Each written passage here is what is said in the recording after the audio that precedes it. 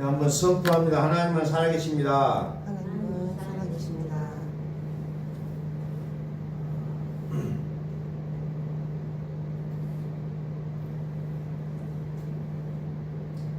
우리 주 예수 그리스도, 우리 주 예수 그리스도.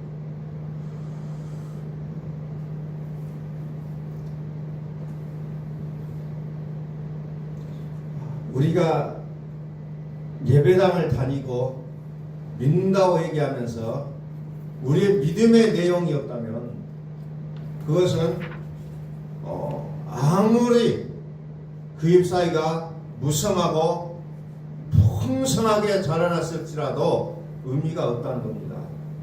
예수님께서 잎사귀만 무성한 무화과나무를 저주하셨듯이 알맹이가 없다는 거예요.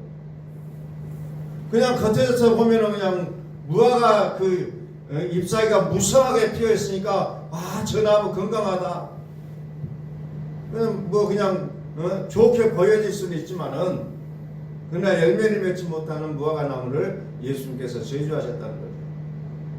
오늘 우리도 마찬가지로 우리가 많은 사람들 앞에서 우리의 믿음이 이렇다 저렇다 말은 할 수가 있고 요란하게 보일 수가 있고 봉사를 무성하게 해서 정말 좋은 모양으로 치장해 갈 수는 있지만은 그러나 우리의 믿음의 내용이 없다면 그러나 마지막 심판대 앞에서는 모두가 다 불살라져 버릴 수밖에 없다는 겁니다.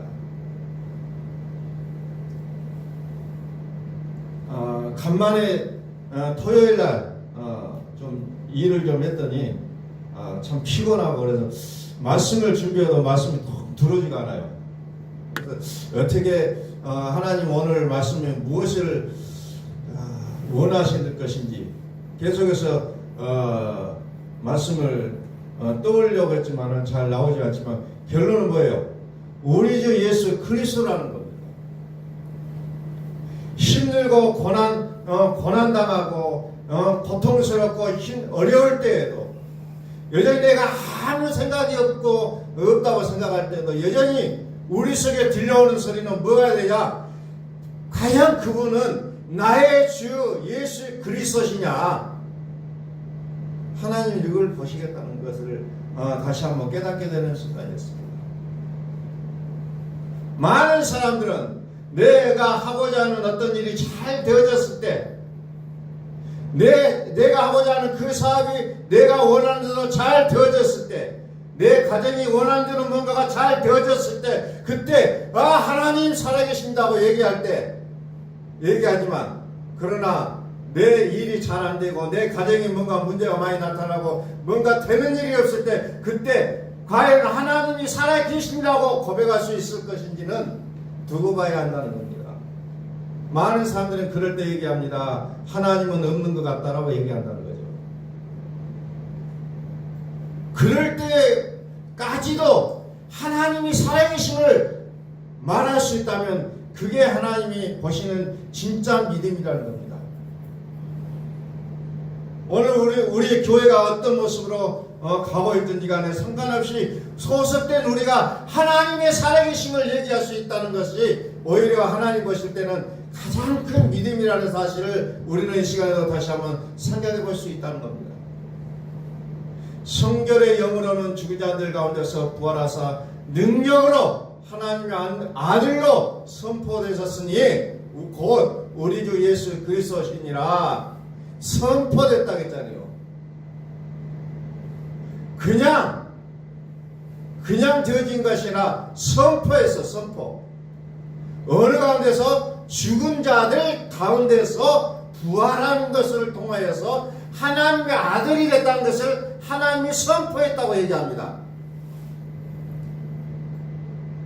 이것을 동의를 구하는 게 아니에요. 하나님이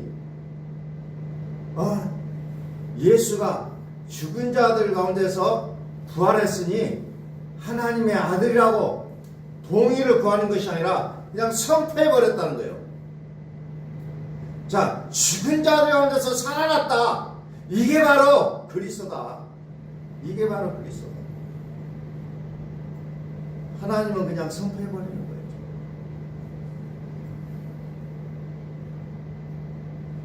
선포라는 겁니다. 하나님은 선포하시는 거예요. 우리에게 동의를 구하시는 분이 아니라 그냥 선포한다는 겁니다. 우리가 누누이 제가 말씀을 들었어요. 로마서 8장 34절에서 뭐예요? 죽으실 뿐만 아니라 다시 살아나신 이는 그리스도 예수다. 그리스도 예수다. 그 죽음을 통하여서 다시 살아났기 때문에 그가 그리스도가 될 수 있었다는 겁니다. 사람은 그냥 죽는 것으로 끝납니다. 다시 살아날 수가 없어요. 다시 살아나는 건 뭐예요? 죽지 않았기 때문에 사는 거예요.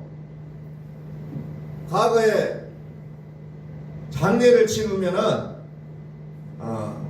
그 죽은 사람을 장례를 치르려고 간에다가 그 시신을 넣어가지고 음목에다 올려놔요. 근데 이제 발인하려고 발인하려고 하면은 살아나는 경우가 있다는 거죠. 그래서 마치 우리는 그것을 가르쳐서 죽었는데 살아났다고 표현할 때가 있습니다. 근데 엄밀히 말하면 그 죽은 것은 아닌 거죠. 죽었는데 살아날 수는 없는 거죠.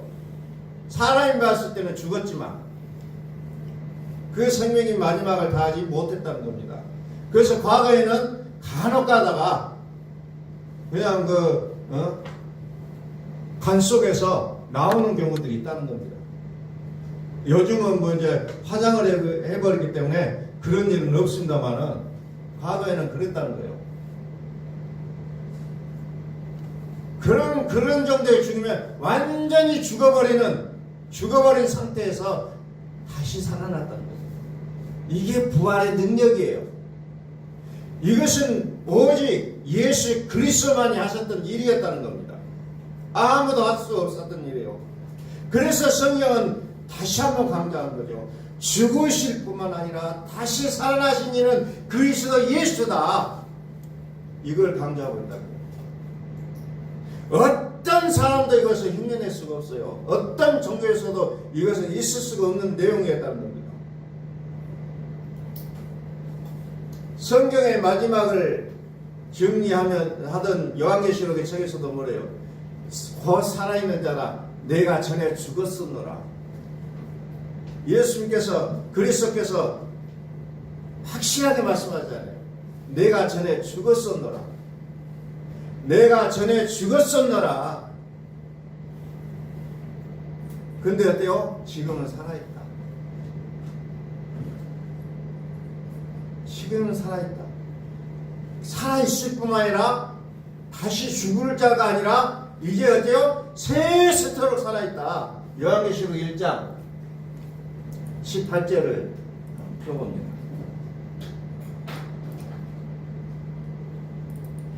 보세요. 곧 살아있는 자라 내가 전에 죽었으느라 벌쩌다 이제 세세토록 살아있어 사망 권세의 권세를 가졌느니. 보세요. 전에는 죽었다. 근데 지금은 살아있다. 또 죽을 것이냐? 아니다. 세세토록 살아있을 것이다.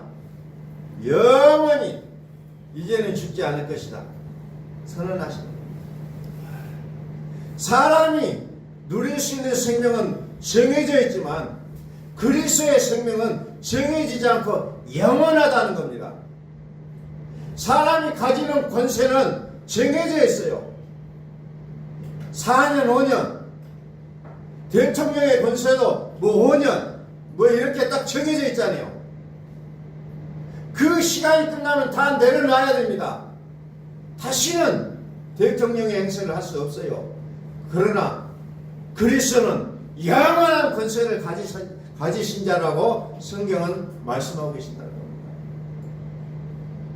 그러니까 하나님은 우리가 생각하는 그런 정도가 아닌데도 불구하고 우리는 자꾸 내 생각으로 하나님을 생각하고 평가를 하려고 하는 습성이 우리에게 남아있다는 거죠. 하나님은 우리가 어떻게 평가할 수가 없다는 겁니다. 자꾸 나는 하나님을 평가하고 자꾸 땅으로 끄집어 내리려고 하지만 하나님 우리가 어떻게 평가할 수 있는 대상이 아니라는 겁니다.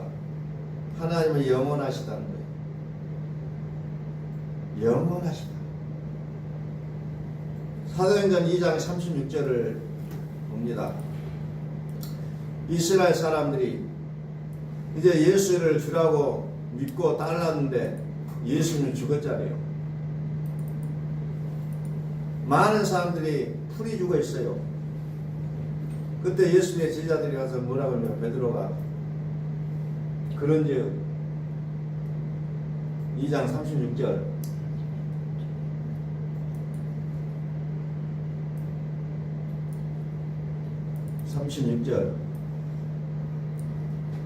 그런즉 이스라엘 온 집은 확실히 알지니 너희가 십자가에 못 박은 이 예수를 하나님이 주와 그리스도가 되게 하셨느니라. 예수님을 십자가에 못 박혀 죽었다고 다들 생각하고 낙심하고 통탄하고 그냥 절망하고 눈물 흘리고 사람들 앞에 나서서 내가 예수를 믿는다고 말했던 사람들마저도 집에 숨어버려요. 완전히 세상이 어둠이에요. 그랬을 때 베드로가 설교하잖아요. 너희가 십자가에 못 박은 이 예수를 하나님이 주와 그리스도가 되게 하셨느니라. 얼마나 놀란 그런 선포였겠어요. 그 당시에는 너희가 십자가에 못 박은 이 예수는 하나님이 주와 그리스도가 되게 하셨다. 당시로서는 아주 쇼킹한 뉴스였다는 겁니다. 바리새인들 사기관들이 그냥 혈기가 충만해갖고 예수를 잡아 십자가에 못 박아 버렸잖아요. 그래서 이미 죽어서 장사 지내버렸잖아요. 그런데 이 예수를 하나님이 주와 그리스도가 되게 하셨다. 얼마나 황당한 얘기였겠습니까? 하나님이 주와 그리스도가 되게 하셨다는 것은 다시 살아났다는 것을 얘기하고 있어요. 어떻게 살아날 수 있겠느냐? 많은 사람들이 얘기했지만 이미 살아난 건 사실이었다는 거예요. 그러면서 또 누가복음 24장에 보니까 또 뭐예요? 예수님의 제자들이 이제 예수님이 이제 끝나버렸구나, 우리 선생님도 이제 끝나버렸구나 하고 갔을 때 예수님께서 그들 가운데 나타나가지고 뭐라고 해요? 그리스도가 고난을 받고 제3일에 죽은 자가 가운데서 살아날 것을 설명을 해주십니다. 그리고 나서 그들의 눈이 열려서 이제 그리스도가 주가 됐다는 것, 주가 되셨다는 것을 이제 만방에 선포하는 정말 사도들의 모습으로 바뀌잖아요. 고난을 받고 3일 만에 다시 살아났다는 거예요. 죽음이 있어야 살아난다는 것을 예수님께서는 말씀하셨다는 겁니다. 오늘 우리는 어떤 일들을 흔히 우리가 얘기하는 영광을 얻기를 소원할 때 우리는 그 영광 가운데 고난이라는 것을 빼버리고 그냥 영광만 차지하려고 합니다. 그런데 우리 인생에 그냥 얻어지는 거 없잖아요. 항상 어떤 대가가 지불한 다음에 뭔가가 이루어진다는 것을 우리는 수없이 경험하잖아요. 대가가 있어야 돼요. 아름다운 꽃을 피우기 위해서는 그만한 수고와 땀이 필요하다는 겁니다. 그냥 되어지는 거 없다는 거죠. 그리스도가 되기까지는 하나님이심에도 불구하고 뭔 일 했어요? 죽으셨다는 거예요. 하나님과 동등됨을 취할 것으로 여기지 아니하시고 하나님의 본체셨으나 동등됨을 취하지 아니하시고 죽으셨다는 거예요. 그 과정을 통해서 그리스도께서 이제 주권자가 되잖아요. 만유의 주제, 만주의 주, 만왕의 왕, 그 자리에 올라가는 겁니다.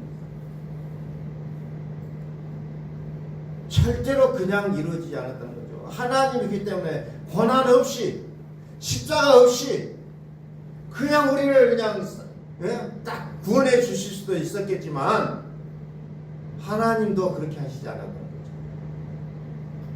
말씀이 육신이 되어 우리 가운데 거하심에, 말씀이 태초에 말씀이 되셨는데 그 말씀이 하나님과 함께 계셨는데 그 말씀이 세상을 창조하셨는데 그 말씀이 육신이 되어 세상에 오셨다는 거예요.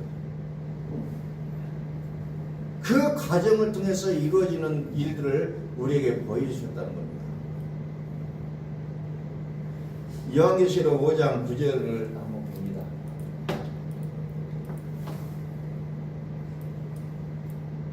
요한계시록에서도 수없이 어린 양의 죽음을 얘기하고 있어요. 9절 그들이 새 노래를 불러 이르되 두루마리를 가지시고 그 봉을 떼기에 그 인봉을 떼기에 합당하시도다.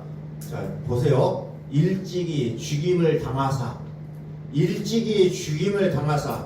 각 족속과 방언과 백성과 나라 가운데서 사람들을 피로 사서 하나님께 드리시고 일찍이 죽임을 당하사 사람들을 피로 사서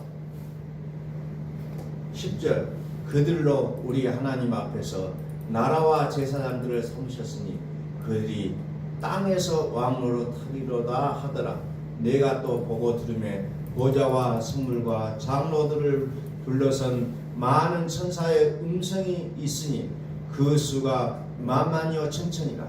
큰 음성으로 이르되 죽임을 당하신 어린 양은 능력과 부와 지혜와 힘과 존귀와 영광과 찬송을 받으시기에 합당하도다 하더라.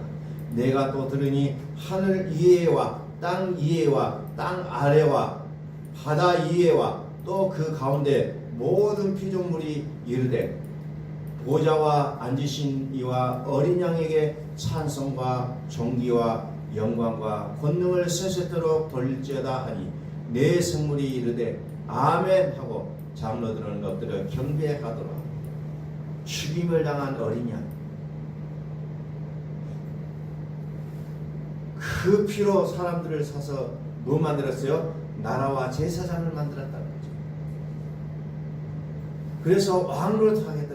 그러니까 반드시 대가를 지불하셨다는 거예요.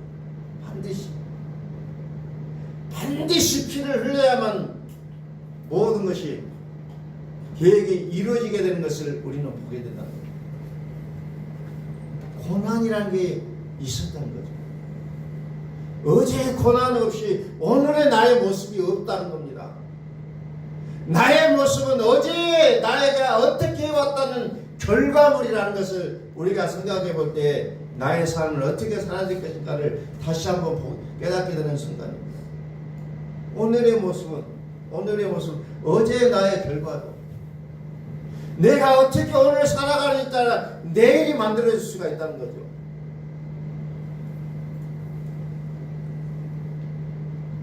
그것은 신앙을 통해서도 우리에게 가르쳐주고 계십니다. 아무것도 하지 않고 뭔가가 잘 되기만을 소망하고 하나님 어떻게 그냥 도깨비약만 두들겨 대신 뭐가 되는 줄로 아는 사람들이 있다는 겁니다. 신앙은 그게 아니에요.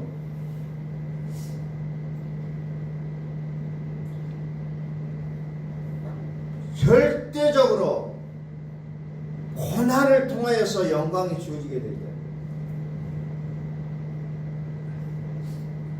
오늘 내가 여러 가지 겪게 되는 그 숨 막히는 그 순간들을 우리는 그것을 저주라 생각하지 말고 고난이라고 생각하지 말고 내일을 만들 수 있는 절호의 기회라는 것을 우리는 생각할 수 있어야 된다는 겁니다. 그 순간을 우리가 믿음으로 잘 만들어 갈 수가 있다면 내일의 나의 모습은 영광과 복이 되는 모습으로 바뀌어질 수가 있다는 거예요. 오늘 우리에게 어떤 일을 만나고 고민합니까? 그래서 우리가 어떠한 고난과 역경도 염려로 우리의 삶을 그냥 만들어 버리지 말고 뭐요? 염려 대신 하나님을 신뢰하라는 겁니다. 염려 대신 하나님을 신뢰하라. 염려가 나의 주가 아니라 우리 주 예수 그리스도인 거예요. 염려 붙잡고 있다고 해서 뭔가 좋아질 수 있다면 우리는 끊임없이 그걸 염려하게 할 수 있겠죠. 그러나 염려가 우리를 살리는 것이 아니라 우리를 죽게 만든다는 겁니다. 그래서 염려 대신 하나님을 신뢰하라는 거예요. 죽은 자들 가운데서 부활하사 능력으로 하나님의 아들로 선포되셨으니 곧 우리 주 예수 그리스도시니라.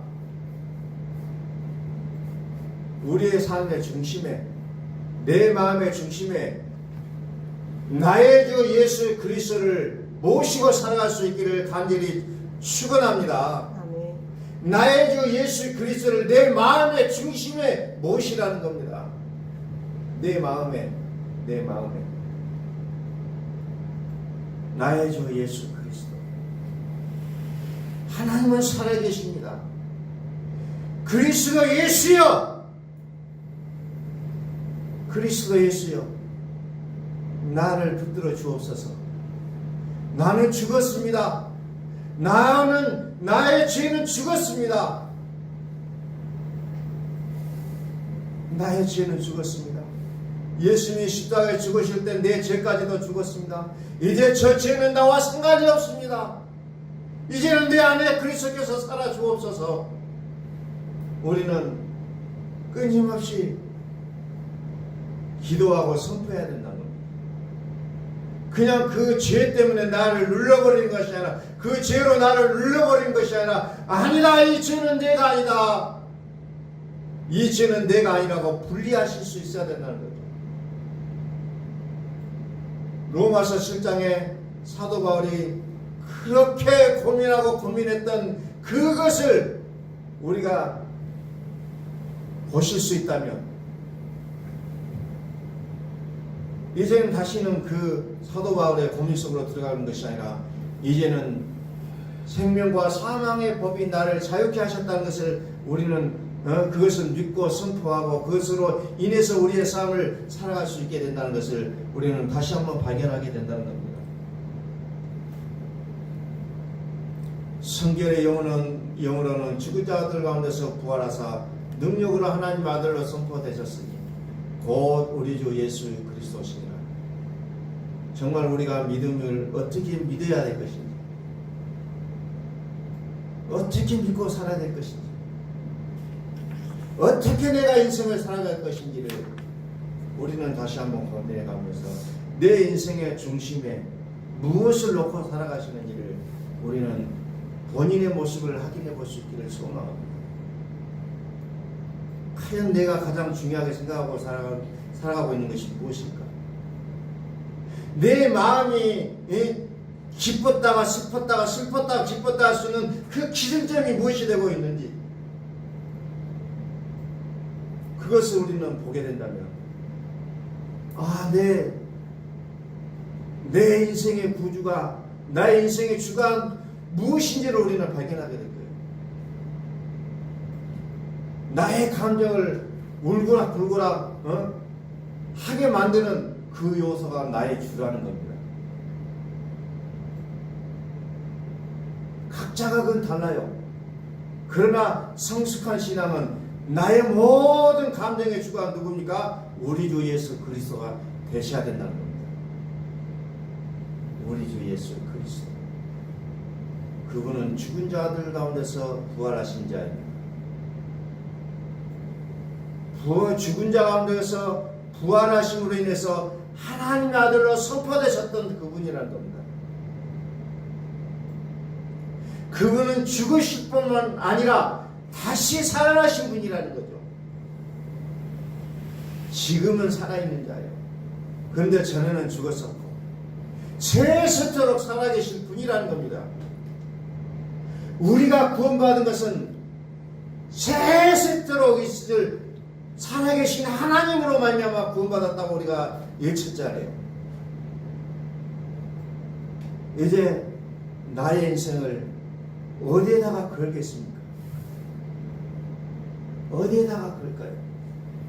내 인생을 어디에다 걸고 살아갈 것인가? 우리는 다시 한번 생각해 보면서 정말 나의 죄를 위하여 죽으시고 나를 의롭게 하기 위하여 다시 살아나신 그 그리스도 예수를 우리가 온전하게 붙잡을 수 있는 우리의 모습이 되시기를 예수 그리스도의 이름으로 선포합니다.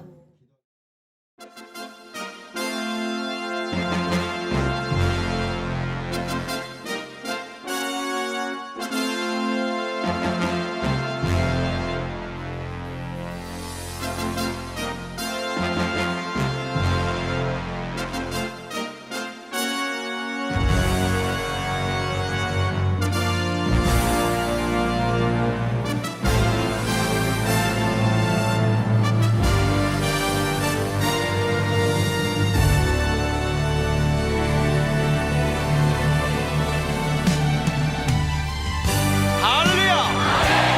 찬양하라, 찬양하라, 하나님을 찬양하라, 우리의 왕을 찬양하라.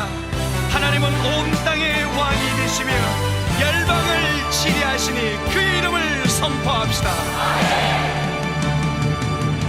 지구나